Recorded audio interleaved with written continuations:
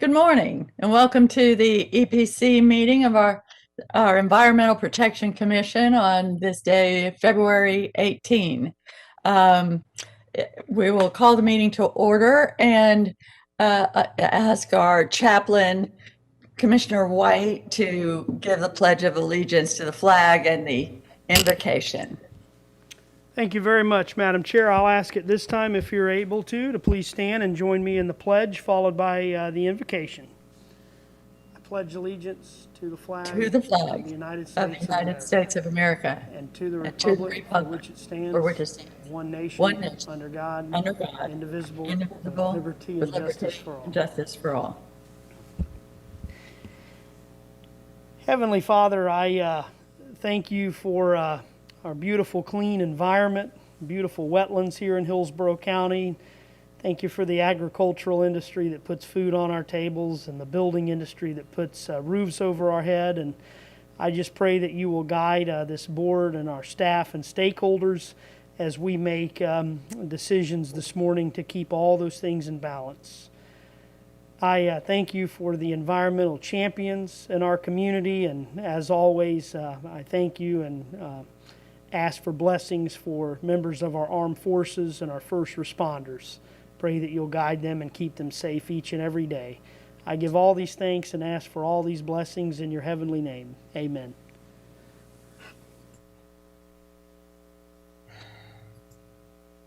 Thank you. And at this time, we'll have a roll call. Good morning. Smith?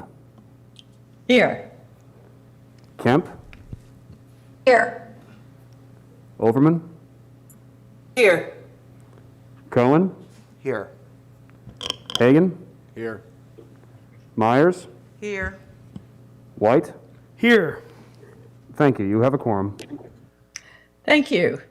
And let's confirm there is, I guess public comment comes later. So at this point, Ms. Doherty, do we have any changes to the agenda? Any removal from consent? No, Commissioner, no changes to the agenda today. All right. And before we move on, we have two recognitions today. And it is a great honor for us this morning to start with the honor of Ojas Kalia, winner of the 2020 STEM Fair and EPC Environmental Merit Award. Ms. Doherty, will you lead us? Thank you, Commissioner. Today, I am pleased to recognize Ojas Kalia for winning the 2020 EPC Environmental Merit Award. I also want to personally welcome his father, Puneet Kalia, who is here with us today. Well, I also want to thank the Florida Aquarium, who generously donated a family pass for 4 that Ojas and his family can enjoy this year in recognition of his achievement. We are grateful for their contribution. In addition to the family pass, we have an EPC award certificate for Ojas, as well as some EPC items we will be sending him after today's meeting. Ojas loves learning new things, which has fueled his passion for exploring different scientific fields on his own. These include plant sciences, environmental engineering, cell biology, and even astronomy. He also loves music and plays the bassoon, which I understand is very difficult to master. Ojas' science project is titled, "What is the effect of the conjugation of cyanobacteria and soil bacteria on the degradation of PVC plastic?" Ojas, I will ask you and your father if you would like to say a few words, but first, would you tell us briefly about your project today? Sure. Thank you so much for having me, everyone. My name is Ojas Kalia, and I'm currently a senior at Middleton High School. And my project is titled, "What is the effect of mixing Pseudomonas and Anupna on the effect of PVC plastic degradation?" Now, what I will say before I begin is that my project title is a lot more complicated than the project itself. My project is much more simple in real life. So basically for me, this project began around 2 years ago. And what happened was that I was researching about plastic degradation. And when I was researching, I came across a very interesting fact.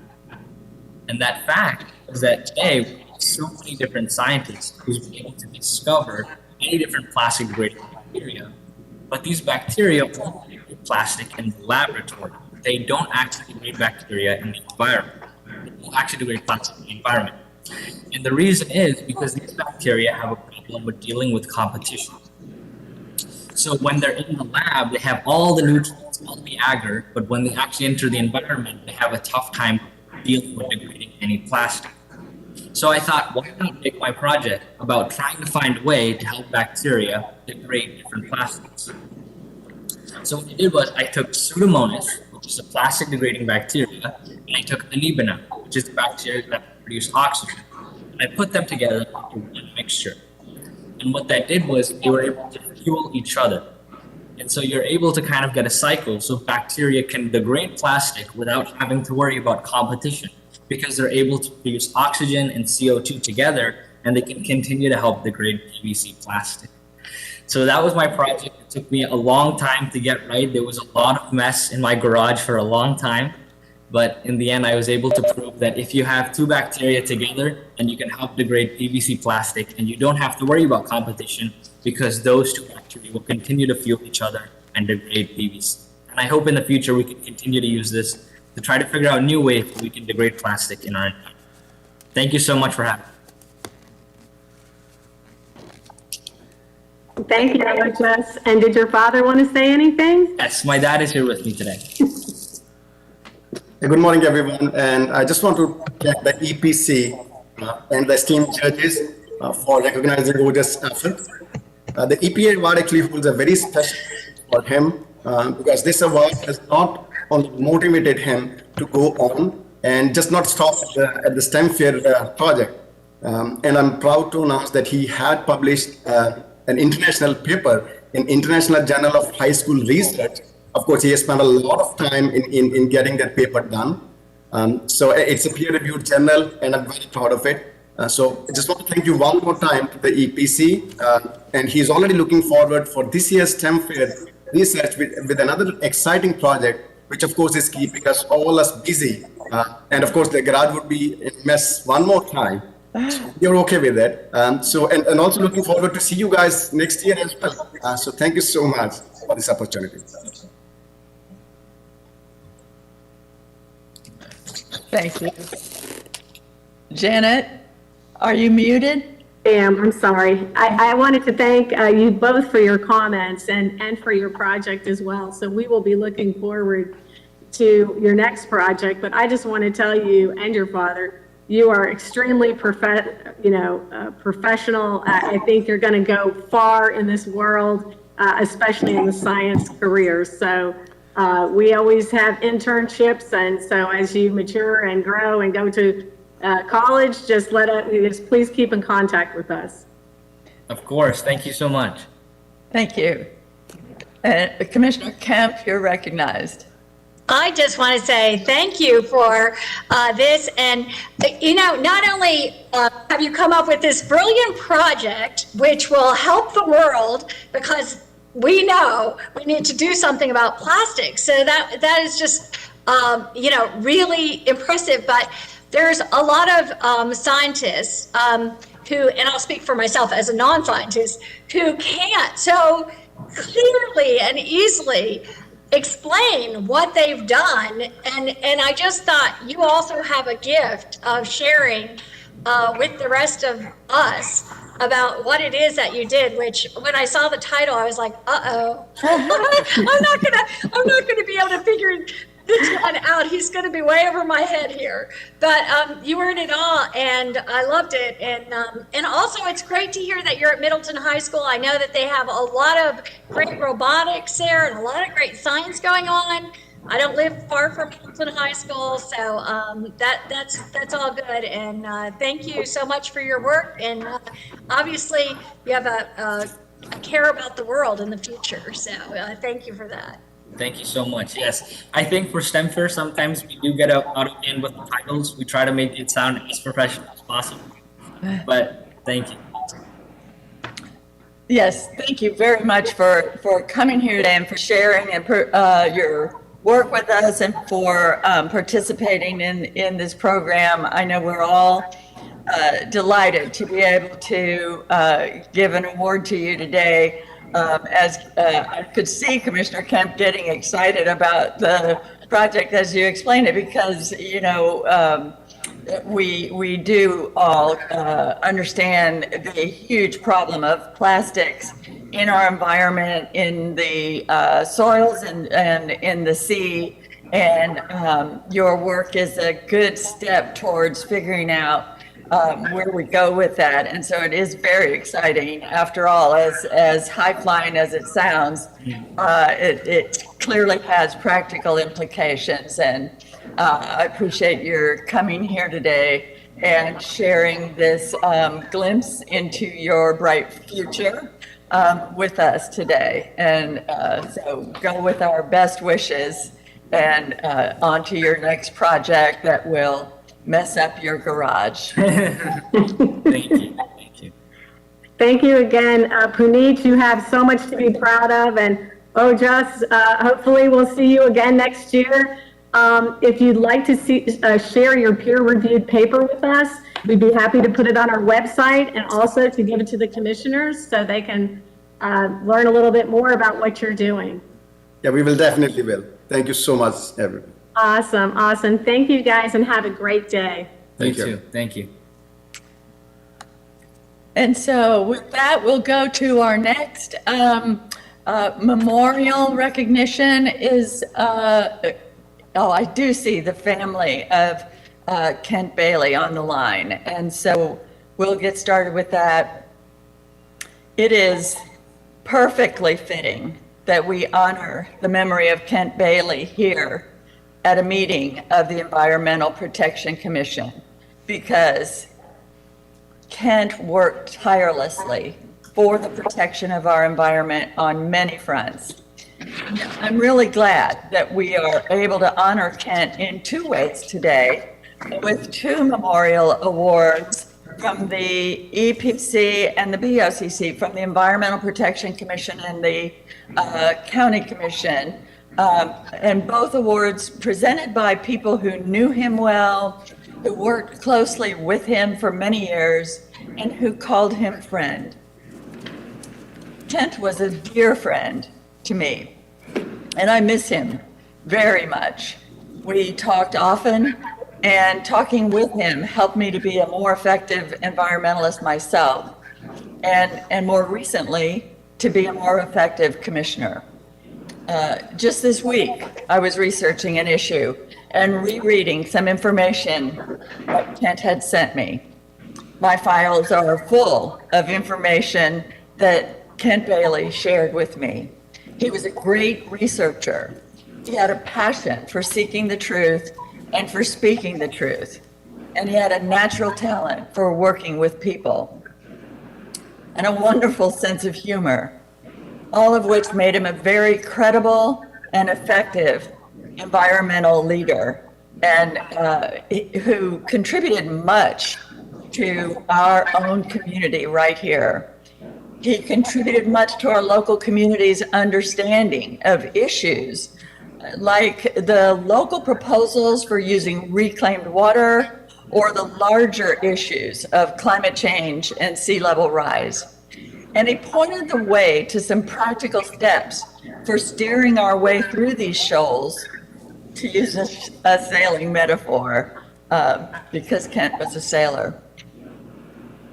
Kent Bailey's greatest environmental legacy may be in his successful leadership of the community effort to protect Cone Ranch. He would not take no for an answer at any of the obstacles that stood in the way of that acquisition. He persisted at every turn. And so today, Cone Ranch is 12,800 acres, now known as the Lower Green Swamp Nature Preserve.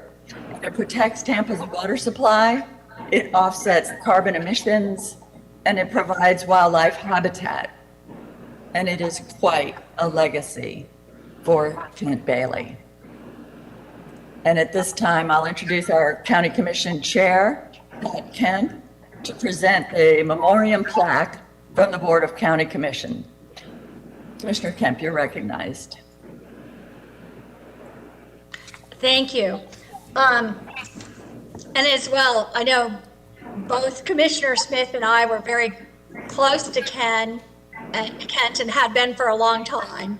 And just a little bit, as you said, and a little bit of what we both said at his memorial service, and a huge legacy of his, as you say, was Cone Ranch and preserving the lower green swamp for the public use for the future. An amazing project, as you said, 12,800 acres. And I remember him contacting me, initially about that, some years before that was made an ELAP property, and working with me for some time as an activist, as he did in the community, to bring that to make that ELAP property. And I think he was utterly and absolutely instrumental and worked on that very, very hard for several years, along with Pamela Jo Hatley and others. And it's a great legacy to Kent that he was able to do that. As well, as you said, he's part of the sailing squadron. He was part of the sailing squadron, in fact, the leader of it, and went out on a boat every Saturday. And I remember, too, that he contacted me and was talking to me early on, very early on, about rising sea levels. And the reason he was so keyed into it is because he was a sailor. And I remember him saying one day that he thought he would be stranded. He did not get back soon enough. He did not expect the water to be that high. And yet, all of a sudden, he was able to clearly navigate the water and have no problem at all. And he went and he sailed through and had no problem getting in. And he started being very attuned to water levels in the bay, in Tampa Bay. And he gave me a whole dissertation on over the course of a year or two, where he had measured water levels, and he was saying it's much, much worse than anybody thinks. And I thought, well, this is, one person. And I was starting to get more and more skeptical. And I was just like, kind of, why isn't NASA saying this? Why isn't the experts? Why aren't we hearing this? And sure enough, about 4 or 5 years later, we heard from, I read an article in the Tampa Bay Times, reprinted from the New York Times, about the water levels in Tampa Bay and how high they were. And he was right. And we weren't getting the information. And he knew that from his sailing. And he had gotten very involved and had, as I said, been telling me about that. And as well, I will say that Kent, was a master woodworker. Many people don't know. And I employed him to work on my house he was doing projects in my house for about a year before he got ill. And in fact, I just went and got a window from him the other day, or from his family that had been there that had never been able to work on. And he was, it was just,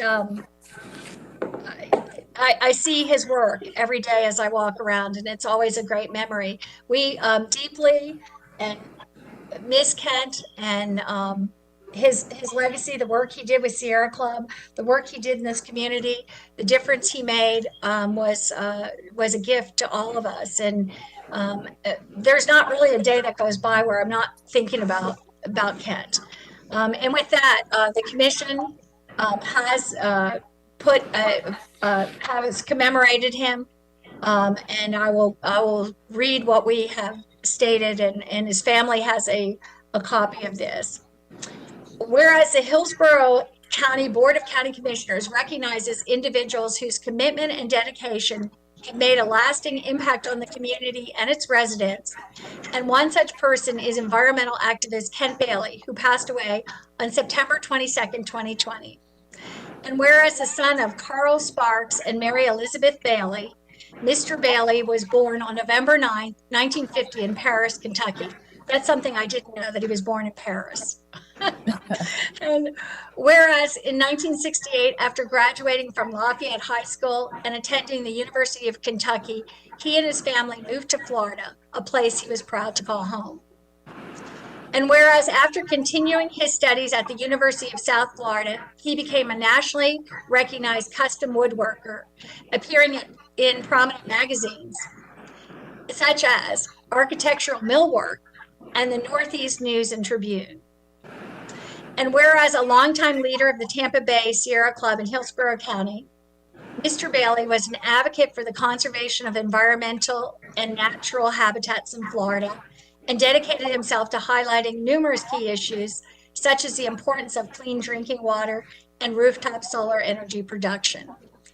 And whereas always passionate about waterways, rivers, oceans, he worked tirelessly to preserve watersheds and sensitive lands, and he earned countless accolades for his efforts, including becoming the recipient of the Sierra Club's Black Bear Award in 2012.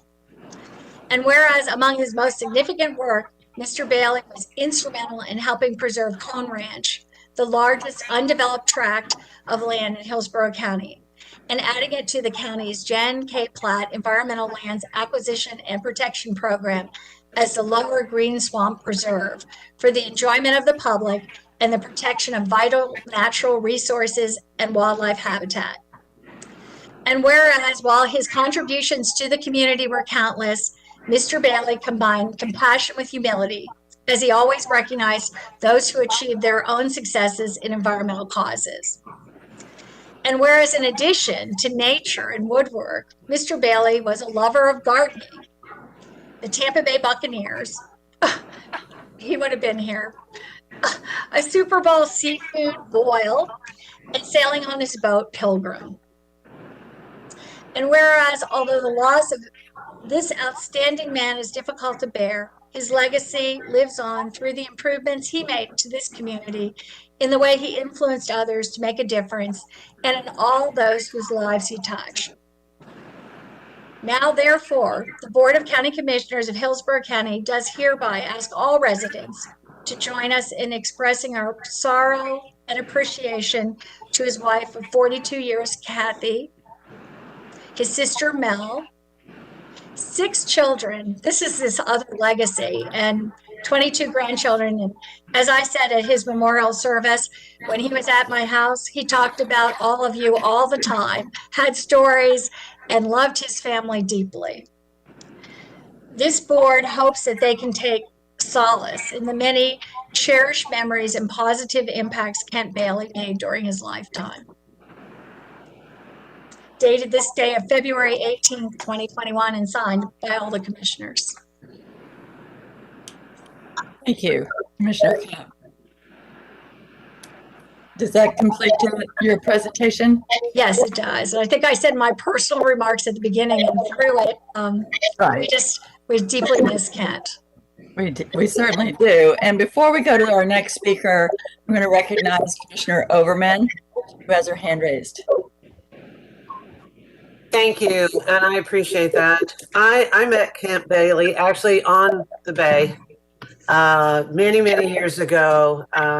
I did some sailing and truly enjoyed it, and would come across him at various different sailing events and appreciated his wisdom about the bay, and coming from the DC area and paying attention to the Chesapeake Bay and the cleaning effort. He helped me recognize the value of paying attention to a very large body of water. And I knew him from sailing, but I recognized that he was paying attention, as Commissioner Kemp alluded to earlier, to the rise of waters, to the sensitivity and the cleanliness of the bay. And here's a great resource for when we finally getting around to doing something about cleaning up Tampa Bay. I ran into him again later as I worked on improving and protecting the lower Hillsborough River. And when he was working on helping me understand the connectivity between the Green Swamp, the upper Hillsborough River, and the lower Hillsborough River, and the importance of water flow over the dam. attended many meetings, and all of a sudden Kent would walk in the door with all kinds of data and research and give us the information we needed to make the argument that the lower Hillsborough Bay was not a ditch or a canal, but was yet an important body of water that supported the wildlife and the sea life associated with not only the river, but with the health of the bay. And then when we got interested in actually our air quality and our life quality, we fought together to protect the urban core and the highways. And we were both up until the wee hours of the morning testifying in front of the MPO and the Board of County Commissioners on issues associated with quality of life, environmental issues that transportation led and was causing to our communities. One thing I could always count with Kent Bailey was that he always came with the homework. He brought the data, he brought the research, and he gave us the tools to be able to prove the facts associated with the decisions that we would make. And that is so awesome. And I don't know that we have anyone quite that skilled and that passionate to help us with the fight that we do to protect our environment. But the legacy he's left for all of Hillsborough County, as well as Southwest Florida or Central Southwest Florida, will live on for many, many decades. And I just want to tell his family how much I appreciate you sharing him with us. I miss him too very, very much. And I know that the work that he started, led, and fostered for our community is vital to our success in protecting our environment and the resources that we have here, and has brought that attention to the work that we do every day. And thank you so much.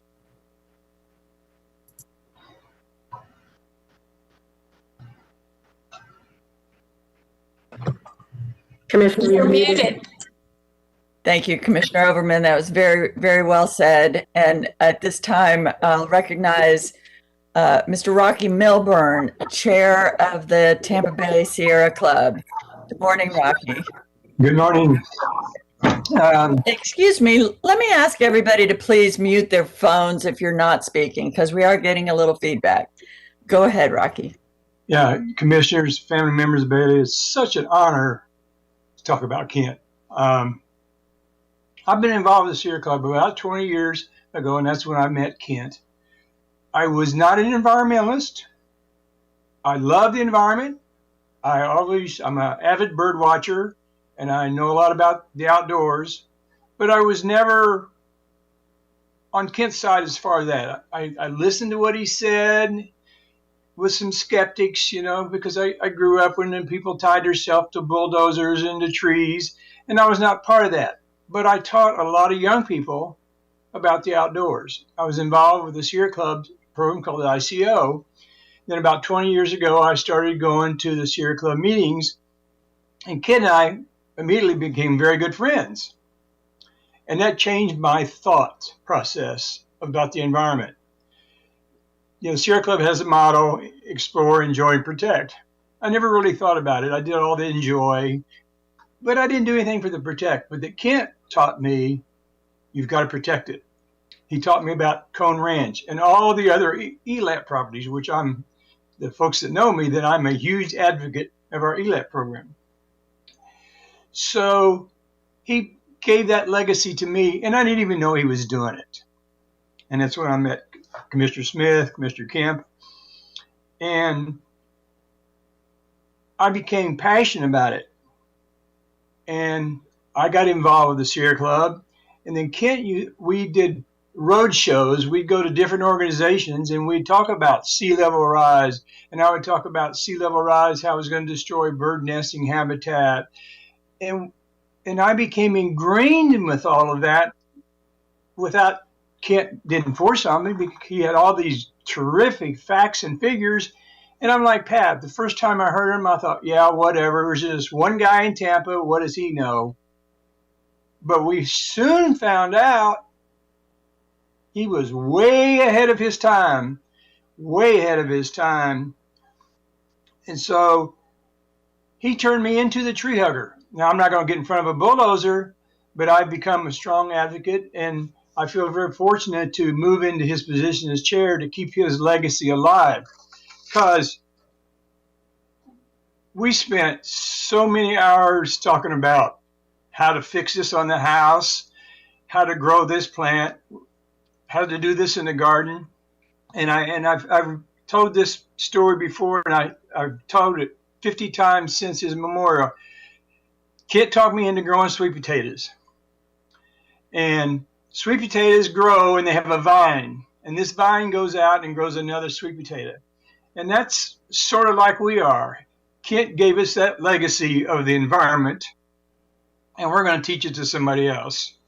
And that's what I have learned from Kent. We've got to teach this and teach this to everybody. And it's such an honor that Kent has been given this honor. And we're so thankful on behalf of the Sierra Club.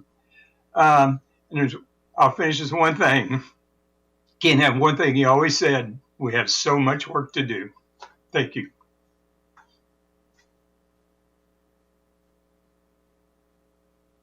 You're muted. You're muted, Commissioner Smith. Thank you. I'm trying to do what I've asked everybody else to do and stay muted while we're not talking. But Rocky, I very much appreciate your coming today and sharing your side of Kent Bailey as we honor him today. And I appreciate your picking up the baton at Sierra Club to carry on the leadership of that fine organization from him. He was a great leader of our local Tampa Bay Sierra Club. And next up is Ms. Doherty to introduce the Lifetime Achievement Award from EPC. Thank you, Commissioner. I was going to have Scott bring up the slide of the Achievement Award, but before I go through my remarks, I wanted to recognize that his family sent a newsletter in celebration and remembering, and there were quotes from Congresswoman Castor, from you, Commissioner Smith, from Gary Gibbons. It is a delightful document, and we are going to post that on our website as well and make sure that each of you receive a copy. But one of the things I always remember about Kent, and everyone has said that, he was so prepared. He served on our EPC environmental feedback group through Dr. Garrity, through myself, and he showed up early and just always had great questions as well. But one thing I did want to say about knowing him was he was always so warm. Mm-hmm. When you came up to him, you got a big hug, and it was like, like you were family, and I just always remember that about Kent, and he will be deeply missed by our agency as well. So I just wanted to let everyone know there is a newsletter, and we will be posting that. As we've said, Kent was an environmental champion, and there's the newsletter. Thank you, Scott, for showing that, just so everyone could see it. I think that's very important. It's a lovely document, and I encourage everyone. Somebody even had an ode to Kent Bailey and wrote this lovely, lovely poem. And so I hope, everyone goes to the website and reads it, and we'll make sure you have a copy. And I appreciate Kathy and Michelle for sending that to us. But he was tireless in his efforts. And, Rocky, you can rest assured, we're all committed to carrying on his legacy. We've lost some great people in the last few years with Jan Platt and Dina Levengood. And Kent was certainly an icon right there with them all the time, but his legacy will continue. He was part of our environmental feedback group, as I mentioned. And so today, it is an honor for us at the EPC to recognize Kent and his contributions, which has benefited our local community in the state of Florida with this special Lifetime Achievement Award. I'd like to just give a shout out to the artist. The artist is a gentleman named Jim Gray. And if you've ever been to the Florida Aquarium, you can go to the second floor, you will see these large 4x6 photos of birds.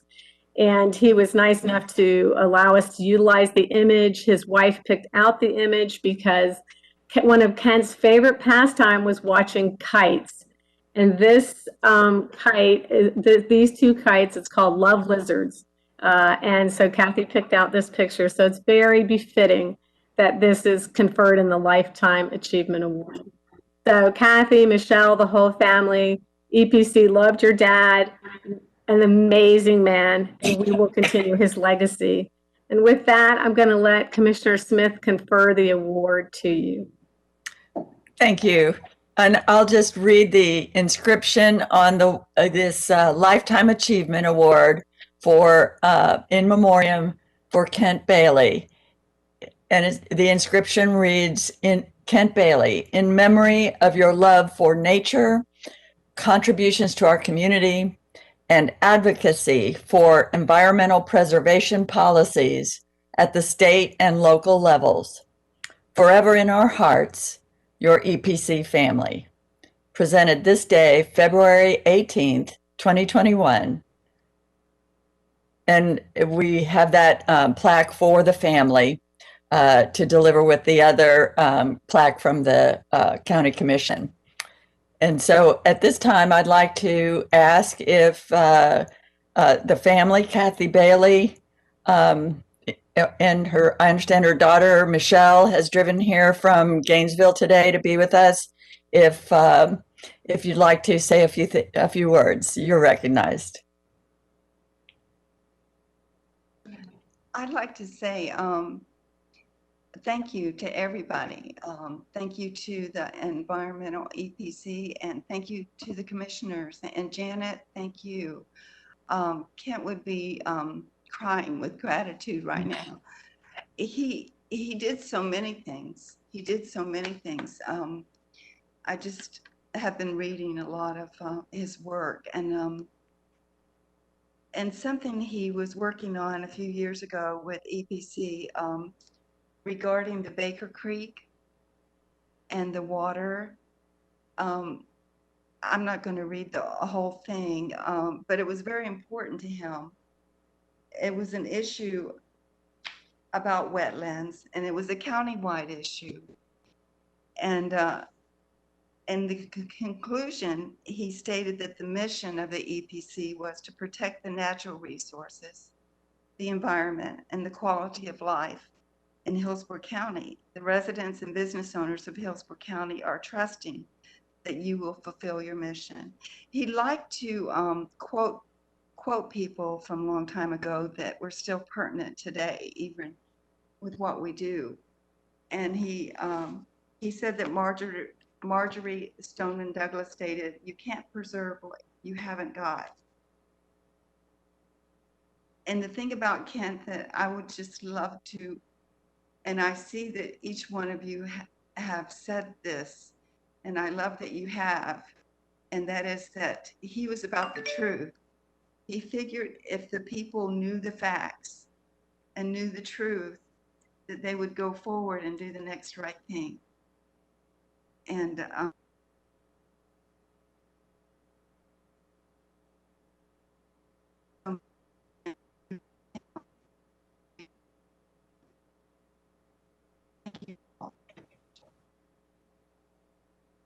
I think we lost you for a minute. There you are. Oh, I'm going to try and get through this, and I apologize if I don't. First, on behalf of my father, myself, my family, thank you. This is an honor that would have meant so much to my father. It means just as much to me and my family, most of whom are watching today's video on the video link. I want to thank my brothers, Carl and Wesley, my sisters, Musa, Mary, Megan, my aunts, Mal and Bonnie, and my daughters, Bailey and Madeline, and my daughter's teachers who have allowed them to step out of class for a few moments to watch this, and many others who are watching online for joining today. In the past 149 days, as I'm sure many of you, have reached for my phone many times to call my father, whether it was on election day or the events in the weeks that followed, or the night that his favorite football team won the Super Bowl, or when hundreds of lives were lost from waters rising from a melted glacier in India. My father's words would have been the same every time. There was much work to be done. He was never a man that would have stopped with a win at the polls or a loss at the polls. He always knew that there was more to be done. While my father is no longer here to provide his guidance with phone calls or research or his voice or his hugs, may his words and his work live on through all that you do as you move forward. Always remember, there is much work to be done. Thank you. Thank you very much for joining us today and sharing this celebration with us as we honor your father and husband and grandfather. We occasionally honor great people here, and I'm glad that we could honor Kent Bailey today. He is among the greats with in protecting our environment in our community.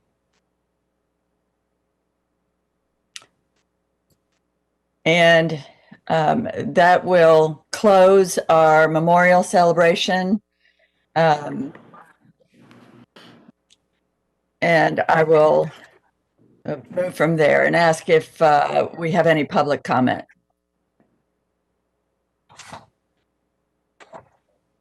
There was no public comment, Commissioner. Thank you. Thank you. Commissioner, I just wanted to say something very quickly to the family. We loved your dad, and just remember, all of us who are here today are a phone call away if you need us. Absolutely. Absolutely. And now we'll move to the approval of the consent agenda. So moved. Second. Commissioner Kemp? Second. I have a motion to approve by Commissioner Kemp and a second by Commissioner Overman. Please take a roll call vote. Smith, Yes.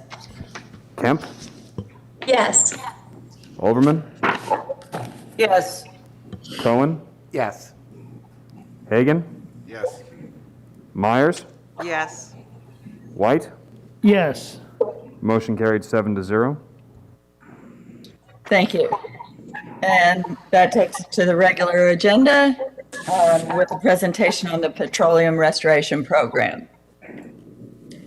Thank you, Commissioners. We're going to be bringing forward Stephanie Wickham to talk to you about the Petroleum Restoration Program. So I think she's on, so she'll turn her camera on and give the presentation.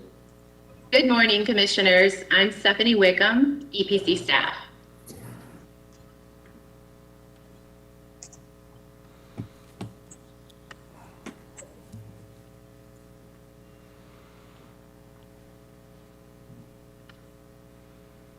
So I'm pleased to be here this morning at the request of the Commission to give you an overview of the EPC's Petroleum Cleanup Program.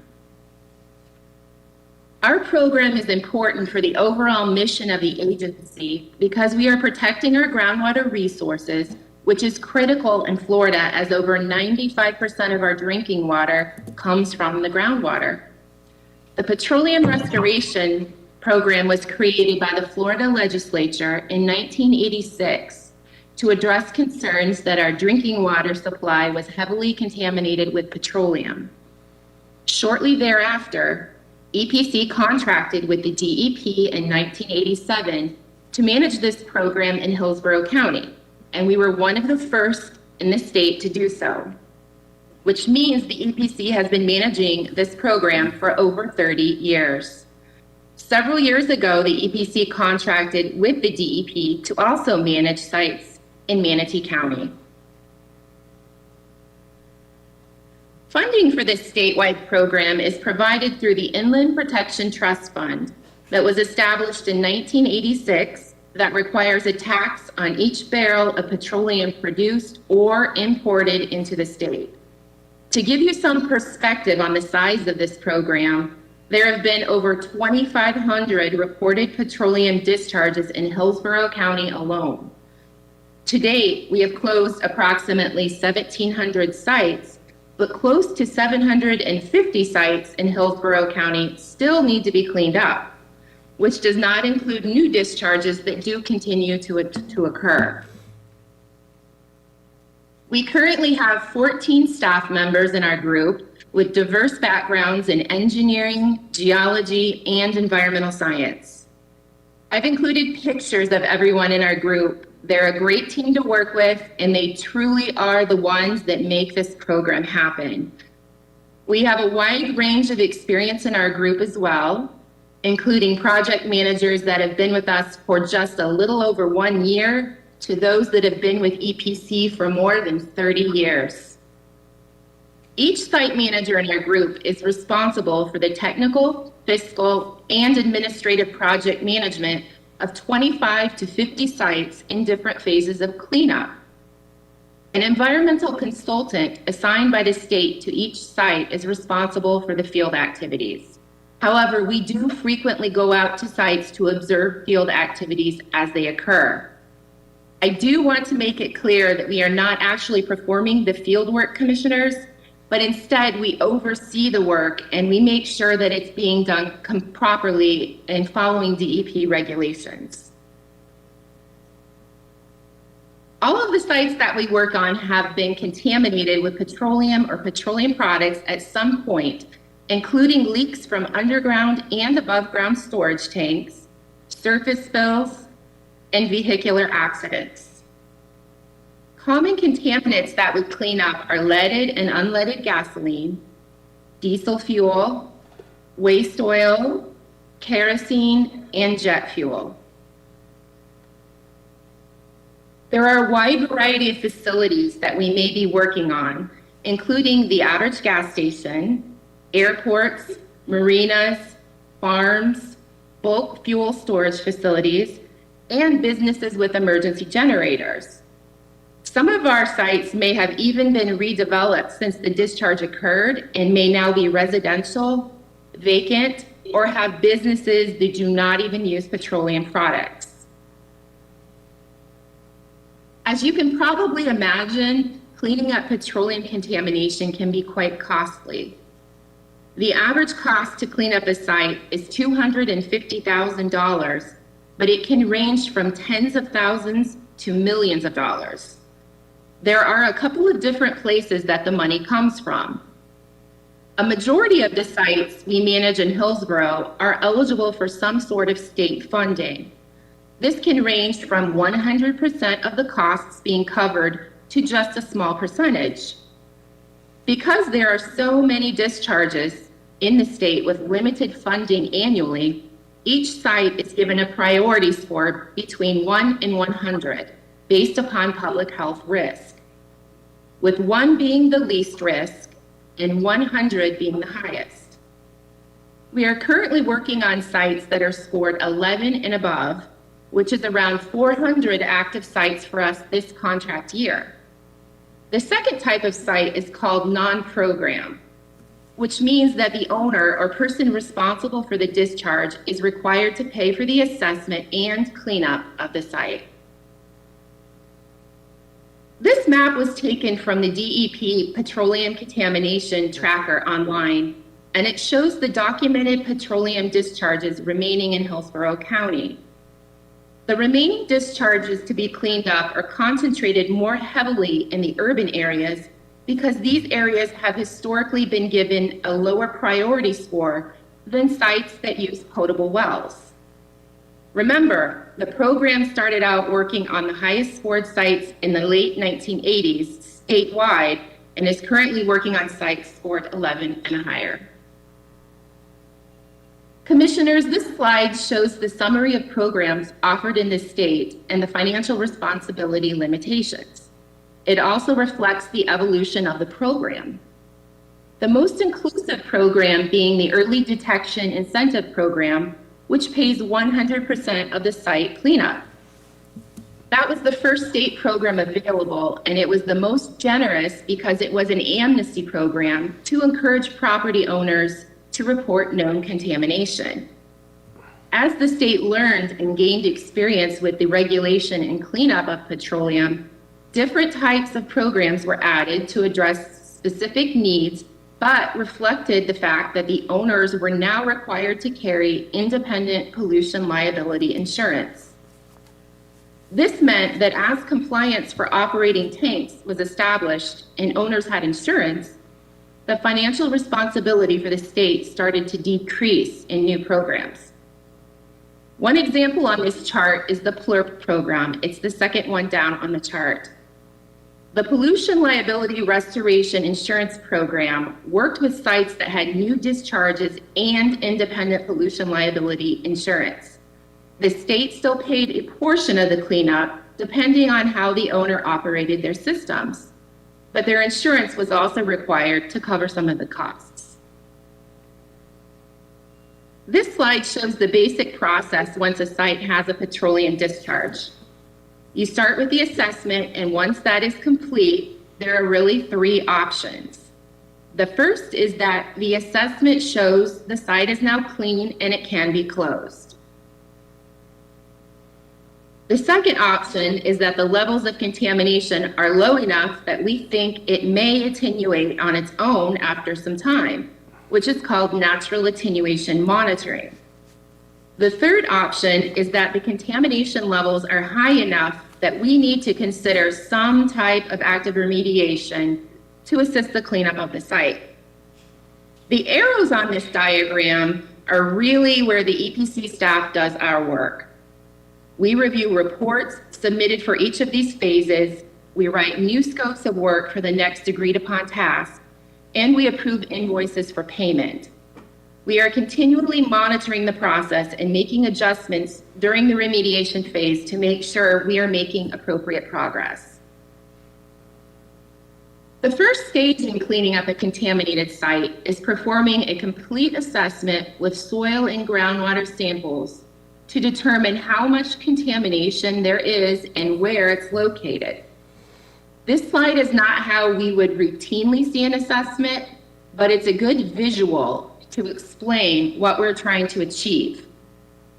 This technology uses sensors and maps out the free product underground, but the concept is the same. We want to have a visualization of the contamination location and concentrations underground. Each assessment is very tailored to the specific site characteristics and the type of contamination. However, every assessment includes the installation of soil borings and groundwater monitoring wells to collect soil and groundwater samples for lab analysis. The bottom right picture on this slide shows a typical core sample from a soil boring performed during an assessment. The top right picture shows a monitoring well in the process of being sampled. Other information, such as the type of soil, pH, and turbidity of the groundwater is also collected so we have an accurate depiction of the site when designing a remedial system. Monitoring wells are usually left in place so they can be sampled throughout the cleanup process.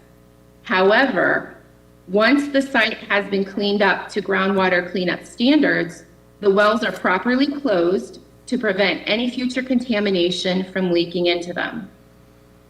All of the data that we collect with these samples is compiled into a report by an environmental consultant and submitted to us for review. We work with the consultants to determine if the site is clean at that point or if there needs to be additional remedial efforts. This is an example of a contamination plume map that you might see in a site assessment report. All of the soil boring locations and wells are labeled, and there is an estimate of the plume boundaries. The blue line, right here, the smaller line here, represents the concentrations of 2-methylnaphthalene at shallow groundwater depths, and the green line, this outer circle, shows the same contamination at deeper wells. So what this map really shows us is that as the plume gets deeper, it's spreading out. Here are some pictures of drill rigs installing soil borings and wells. This is something that you may see while you're pumping your gas at a local filling station. These activities do generally occur during the day, and the consultants work around the operating business hours. So once the site assessment has determined the extent of contamination, we work with the environmental consultant to determine the next appropriate phase to clean up the site. The common remediation techniques we use in Hillsborough are listed on this slide.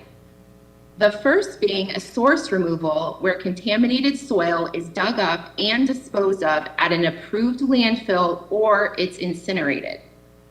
The second is natural attenuation.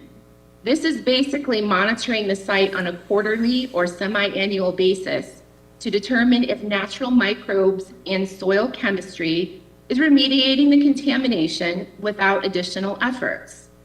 Obviously, this one is usually the least expensive option. The third method is called air sparge soil vapor extraction. This is a very common method that we use to pump air into the ground to volatilize the contamination from the groundwater or saturated soils. At that point, we have vacuum wells that extract the vapors, and we run air through the carbon before it's released. We have had a lot of success with this technology in Hillsborough due to our highly porous sandy lithology. The final method on this slide is chemical or biological injections. This is the method that we use the least frequently. A lot of times we need to worry about the chemicals themselves that we inject and the secondary contamination they may create. But there are certain situations when this type of remediation is the best option, such as low levels of contamination remaining after other technologies have been used. We call this process polishing. After active remediation and before the site is considered clean, we must perform post-active remediation monitoring for at least 1 year. This consists of sampling select monitoring wells on a quarterly basis that represent areas of former contamination. We want to ensure that the contamination has been cleaned up permanently and does not rebound. The next few slides have pictures of some of these technologies that I just discussed. This slide shows a typical air sparge soil vapor extraction system that you might see at a gas station running. Usually there will be a wooden privacy fence around it, and it will be located in a less conspicuous area behind the store. The hoses coming out of the trailer are for the air being pumped into the ground and for the vapors being vacuumed out for treatment. This shows the inside of one of these trailers. This is where all of the gauges are that the technicians use to know if the lines are working properly and to make adjustments. This slide shows a fairly typical shallow source removal occurring that was likely from a surface spill. The EPC visits these sites during field work to provide oversight that the work is being done properly. These last couple of pictures show environmental consultants in the field injecting chemicals or biological solutions into the ground. You can see the tubes hooked up to the wells and the equipment pumping the substrate into the ground from the truck. Once remediation is complete and the groundwater and soil at the site meet target levels for the state, the EPC drafts a site rehabilitation completion order that is issued by the DEP, and our management of the project ends at the EPC. Our program closes on average 40 to 60 sites each year, which is one of the highest closure rates for local programs. We have closed more than 1,600 petroleum discharges since the inception of the program in Hillsborough. I'm sorry, commissioners, that's 1,700. In addition to the Petroleum Restoration Program, the EPC also manages the storage tank compliance program for the DEP with a similar contract. Like petroleum cleanup, Hillsborough County also administers the compliance program in Manatee County. That program focuses on the installation, operation, and maintenance of regulated storage tanks to prevent new discharges into the environment. These two programs work closely together to ensure that new discharges are identified and cleaned up to protect our groundwater. Commissioners, this may be a program that you would be interested in hearing about at a future meeting. So this concludes my presentation today on the Petroleum Restoration Program, and I would be happy to answer any questions that you may have. Well, thank you very much. We have a lot to be proud of in the work of our EPC, and this is certainly one of those pieces. You just don't even think about what's going on into cleaning up our environment and our drinking water around us, and here is EPC busily managing that. So I saw in part of the process there were chemical and biological injections added to destroy contaminants by direct chemical reaction, and I thought of our first award this morning, for honoring young Ojas and his chemical, biological, bacteriological process for degradation of plastics. Are we doing something similar in that phase of remediating the petroleum contamination? So yeah, there are certain circumstances where we will inject chemicals like hydrogen peroxide, sodium hydroxide, different things that go in there and actually break down the petroleum into safe components that, you know, and it effectively cleans up the contamination without having to do anything. And we also do take advantage of those natural microbes in the ground, and we feed them and nourish them and do injections to kind of encourage that microbial activity to destroy that contamination. Thank you. Sure. Commissioner Cohen, you're recognized. Thank you. That was a fascinating presentation, and I wanted to just ask you, so if something scores above an 11, that means it sort of gets put on the priority list for some sort of state-funded cleanup. What are the types of sites that tend to qualify for that? I mean, I'm assuming it might be gas stations or industrial uses, but what actually are the sites that are that polluted, as opposed to, say, you know, we've heard about golf courses and other things? Right. So as I was saying, the contamination, the sites that are scored the highest are going to be in the more rural areas where they're using potable water as a drinking source.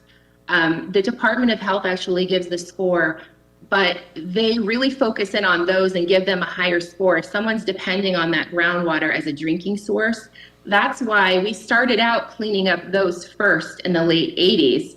And now we've closed some of those sites, and we're working down to the more urban sites that had a little bit lower score because maybe they have city water available, so they don't have to depend on that water source for drinking. Got it. So the score is as much a reflection of the degree that the water supply is compromised as it is some particular type of chemical that's deemed, sort of top priority to deal with. Absolutely. So they really do look at it holistically as a public health risk. So they're looking at that and saying, where can we put our money and resources where it's going to benefit public health the most? Thank you. So obviously, sure.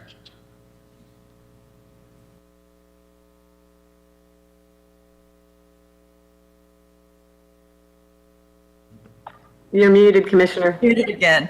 Wow, really doing badly on that front today. But thank you very much, Ms. Wickham, for your presentation. That's very thorough and very interesting. Thank you for allowing me to do it. Commissioner Smith, I had some comments as well. Oh, sorry. I don't see your hand up. It's up on my screen, but I don't know. You're recognized. Thank you. Thank you. I just wanted to say, and I thought the exact same thought at the exact same slide as you, Commissioner Smith. I was like, we need to get that young man here, and it informed me about what that might be. So that was interesting that you made those comments. But as well, I was like taken aback by kind of the scope of this whole project from the 1980s to the present. So, and then when I saw the map of Hillsborough County with all the little markers on it, so are those all active sites that are left, and you take them off when they're no longer active or you've remediated them?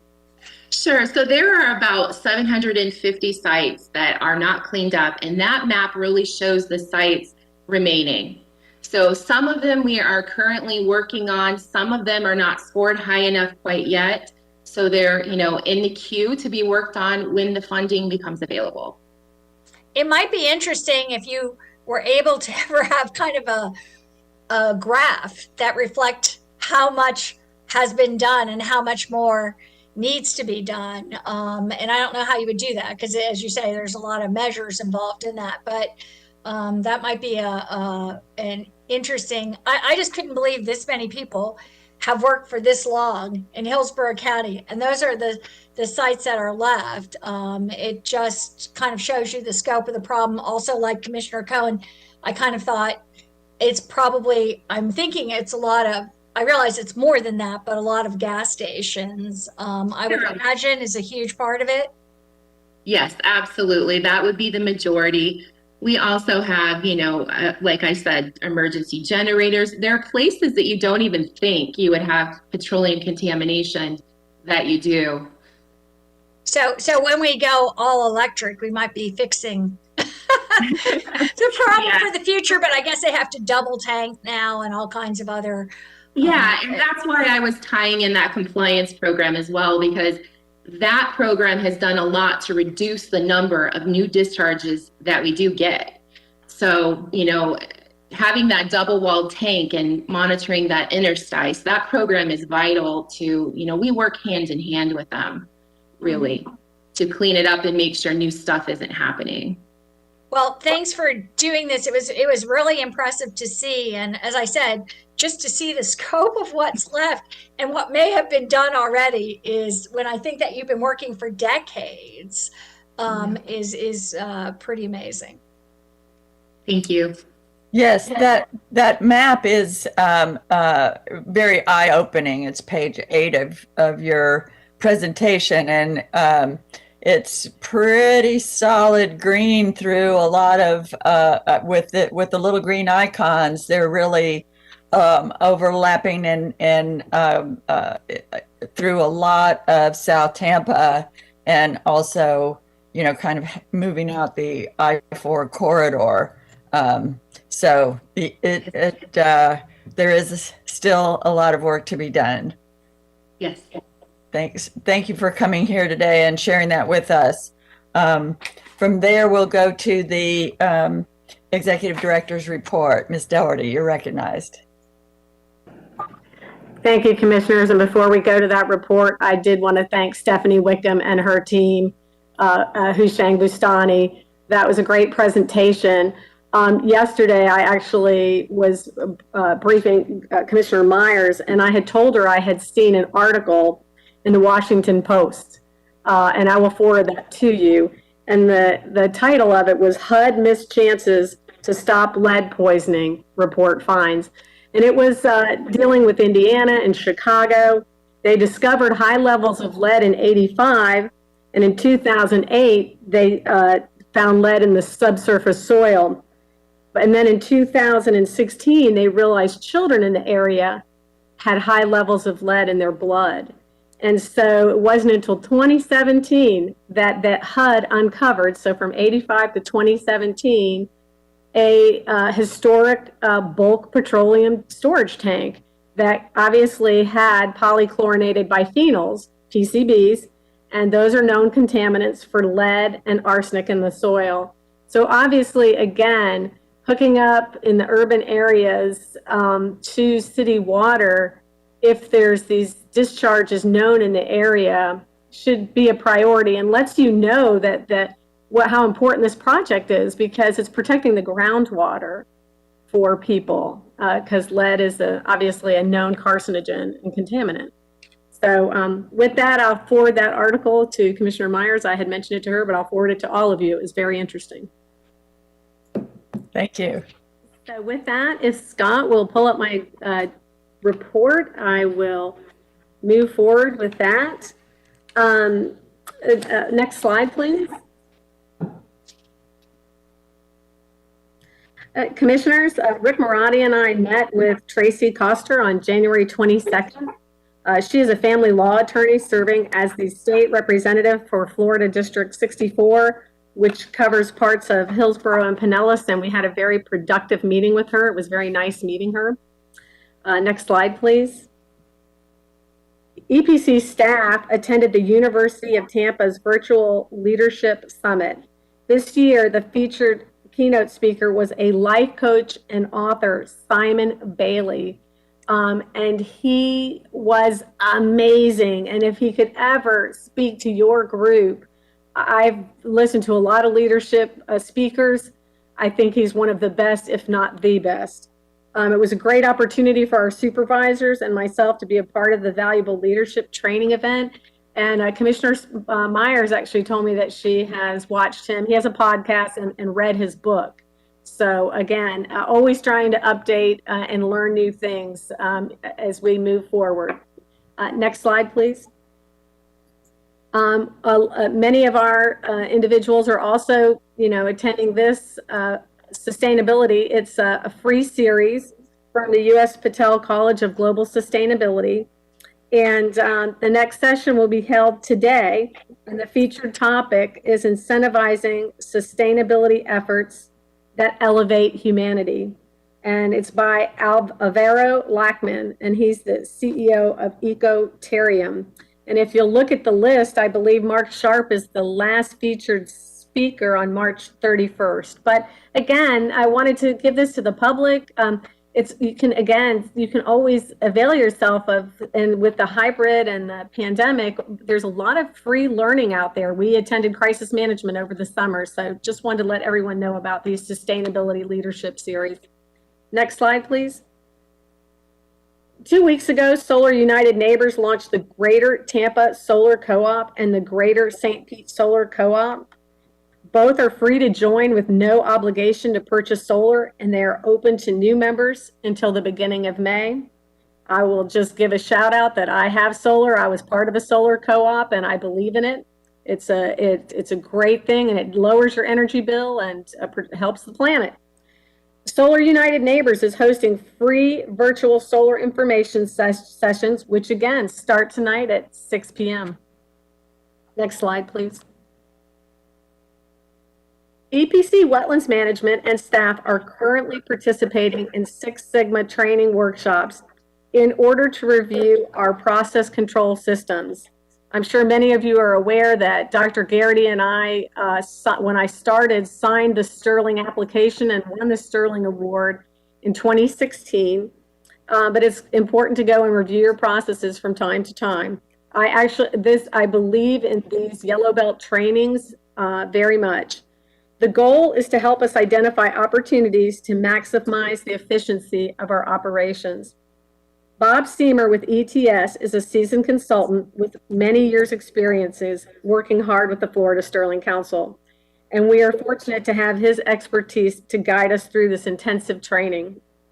The EPC Lean team, which are people who have gone through the yellow belt training, the white belt training, and become examiners as well, have also been working closely with staff and ETS to help facilitate our efforts to identify efficiency opportunities, and I want to thank them for their hard work.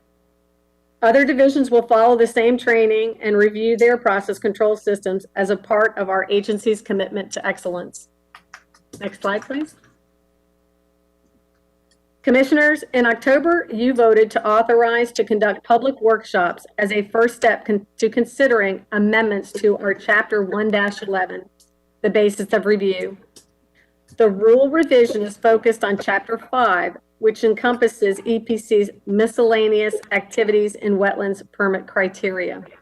I am pleased to announce that the EPC is hosting our first Basis of Review workshop, which will be held virtually on March 31st at noon and at 6:30 p.m. The draft rule revision will be available on our website prior to the workshop. Notices will be sent to stakeholders, consultants, and other interested parties. There will be a second workshop at a later date for those who are unable to attend the first workshops. Next slide, please. The EPC permitting guide was originally established in 1996 and was last modified in 2011. The guide provides a general overview of EPC's permitting programs and is intended to be a tool used to help interested parties understand our basic regulatory programs. The current version of the guide was published this month to our website and provides important updates for applicants seeking a permit through the EPC. I'd like to thank and give a shout out to all the staff who helped, but especially Beth Barthel and Yamil Diaz. Next slide. EPC has been a proud exhibitor at the USF Engineering Expo for over 2 decades, reaching thousands of students. This year, the event is being held virtually from February 15th through the 18th. Our engineering group filmed various demonstrations, and may I add, with just a couple days' notice, and explain the engineering principles they used on a daily basis. These segments were combined into one pre-recorded video production for Expo students and visitors to enjoy. EPC is pleased that we had the opportunity to participate in this important educational event, and we will share this on our website, and I will share the video with you as well. Next slide. EPC's 20th Clean Air Photography Contest for middle and high school students is beginning. The theme is Treasure Our Environment of Champions. The contest will run through April 23rd. First prize receives $150, second prize $100, and third $75. And we feature them at a future EPC meeting. And the art department at the school of the first place winner gets $150. Next slide. And commissioners, if you have any questions, I'm available, and that concludes our meeting today. Thank you. I don't see any hands up, but is there anybody whose hand I'm not seeing who wanted to speak? All right. Thank you, Ms. Doherty.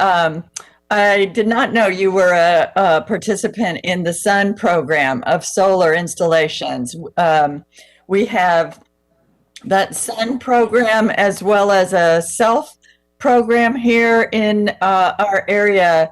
Provides a nonprofit organized help to people who want to install solars panels on their roofs and get the benefits of solar energy, and it helps with financing as well. So, there's been some talk since we eliminated the PACE program about what the alternatives are, and both those programs provide very good programs for helping people finance energy efficient solar installations. And so if anybody has any questions about that, they could circle back to our EPC director, Ms. Doherty, with her personal experience of that. Commissioner Kemp, you're recognized. Just because you brought it up. I mean, I sponsored the Solar United Neighbors community co-op, and Hillsborough County contributes to that. And so we had the #1 rooftop solar kickoff in the nation. They operate in like 14 or 15 states, and they were kicking off all over Florida. Hillsborough County, #1, yes. In like 2018, I think. I think it was just a lot of pent up desire to do that. And it's a great program, Solar United Neighbors, but as well, SELF. I just wanted to say, Solar and Energy Loan Fund program that the that they do as well. Besides solar panels is actually a small part of what they do, but they do all kinds of repairs on people's homes for low cost. It's a not-for-profit, but they have a $700 million, like a micro loaning bank. I can never fail to have people avail themselves of this. And they do all kinds of things that people need, like, sometimes changing new appliances, HVAC, roofs, and they do it all by helping the person get the loan and monitor the contractors and the work and all that, and help the credit rating. And it's directed to people who have credit issues or who have issues. They cannot take out loans for various reasons. So I always don't like to miss an opportunity to promote Solar and Energy Loan Fund. Thank you, Commissioner. And seeing no other discussion, Commissioners, the last item on our agenda is always a discussion of future items. And this is the place where if any commissioners wanted to hear a presentation at a future EPC meeting, wanted to bring forward anything for discussion or information, this is a place that's always on our agenda for any suggestions of commissioner ideas for future meetings. But seeing none today, you can always, of course, talk to Ms. Doherty about any ideas as well for future discussion items as they come up. And with that, I think we are ready to adjourn the meeting and wish everybody a happy Thursday, a good afternoon. Thank you very much. Have a great day.